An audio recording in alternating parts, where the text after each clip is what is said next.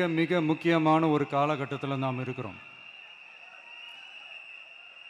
நான் ஏன் இதை இவ்வளோ அழுத்தமாக சொல்கிறேன் அப்படின்னா,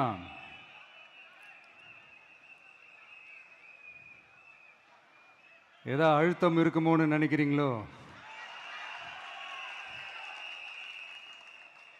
அழுத்தமா? நமக்கா?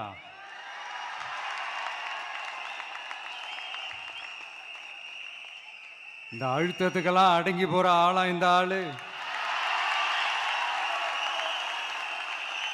இந்த மூஞ்சா பார்த்தா அப்படியா தெரியுது உங்களுக்கு?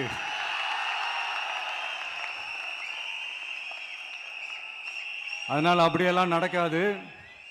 அதுவும் முக்கியமா நம்ம கிட்ட அதெல்லாம் நடக்கவே நடக்காது. ஆனா அழுத்தம் இருக்குதான்னு கேட்டீங்கன்னா இருக்குது.